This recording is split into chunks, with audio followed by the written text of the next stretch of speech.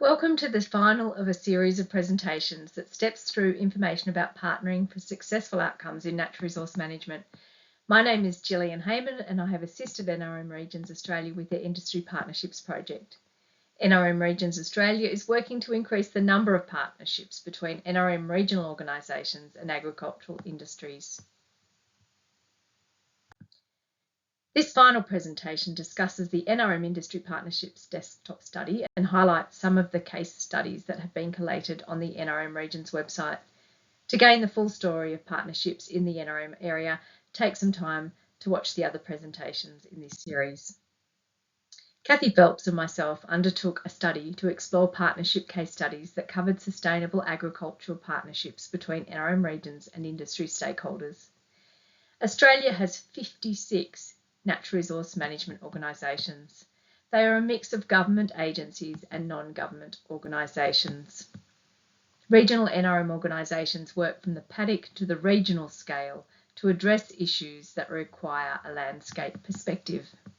Industry stakeholders include peak industry councils, research and development organisations, agribusiness, processors, agricultural consultancies, and individual producers. Why explore partnerships linking agriculture and the environment? Partnerships with agricultural industries and farmer groups are a staple of how regional NRM organisations work. Understanding what makes them work and what makes them stumble is important. It allows us to change the things we can and adapt to those we can't to give our partnerships the best chance of success. The purpose of the Industry Partnership Project is to understand and improve partnerships with agricultural industries and to increase the number of partnerships between NRM regional organisations and agricultural industries. As part of this work, 20 case studies were chosen to highlight the partnership skills, actions and pitfalls that were repeated in the case studies. The case studies cover the breadth, quality and variety of partnerships being implemented by NRM organisations in partnership with industry across Australia. The learnings from these case studies have guided the content of the presentations that we have prepared for you to watch. Case studies were selected by considering the following factors. The project showed alignment with agricultural industry sustainability priorities.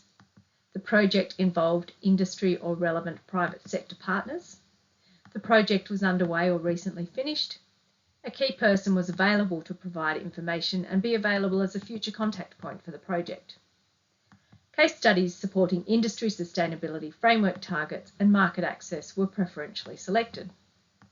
Consideration was also given to the location and agricultural sector involved to ensure that case studies reflected a range of geographical zones as well as agricultural sectors.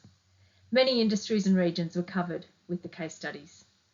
The success factors for these case studies were very similar across industries, regions, and the purpose showing the importance of partnership processes. The analysis of case studies identified several attributes important to the success of many of the partnerships. These traits were applied in different ways and had a differing emphasis in each project, but were common across the case studies that we explored. The successful partnerships demonstrated the following traits: mutual benefits for the environment and productivity, drivers linked to market access, a shared understanding and a common purpose, active involvement of all partners in designing the project, a flexible approach to managing the project, a history of working together, and high levels of trust. You could use this as a checklist if you're designing partnership projects yourselves, and you will see some of these traits in the case studies that I share next. I have selected two different case studies to share with you in this presentation. The first is in southern Victoria, as far south as you can get when you travel on the mainland. Here you will find Corner Inlet, a Ramsar wetland adjoining Wilson's Promontory National Park. This wetland is in good condition and the NRM body, the West Gippsland Catchment Management Authority, and the local community want to protect it whilst balancing agricultural production in the catchment. The CMA have a water quality improvement plan in place for the area. Having identified dairy farming as one of the key land uses within the catchment,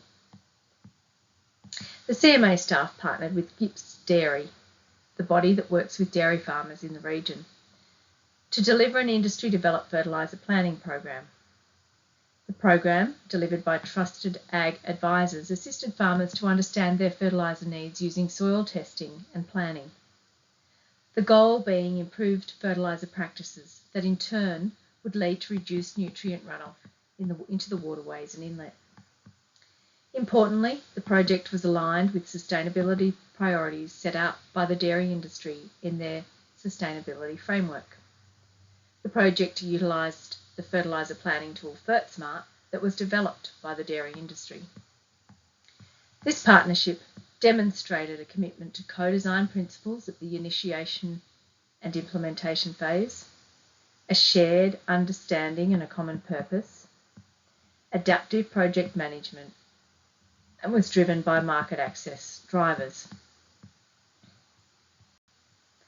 The second case study takes us to New South Wales North Coast.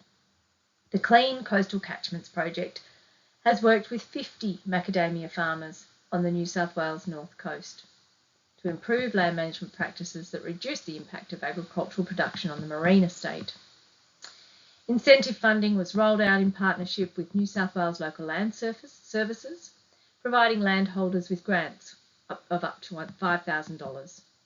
The aim was to stop erosion on farmland so that less soil flows into the coastal rivers to contaminate water quality in estuaries and the marine habitat downstream. Project success factors included common objectives of all partners who understood each other's roles, strengths, weaknesses and needs. The industry had a standard to aspire to. The Macadamia Integrated Orchard Management Practice Guide and associated documents clearly defined industry best management practices. Local Land Services and the Department of Primary Industries had rapport with the region's macadamia growers and were able to work with them productively. There was grassroots development of these innovative ideas supported by trials and extension activities that provided meaningful results available to the entire industry.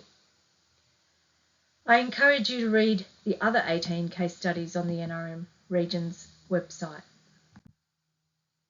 and also check out the other resources available at this link. Thank you for your interest in these 5 presentations and best wishes with your partnering endeavours. Thank you.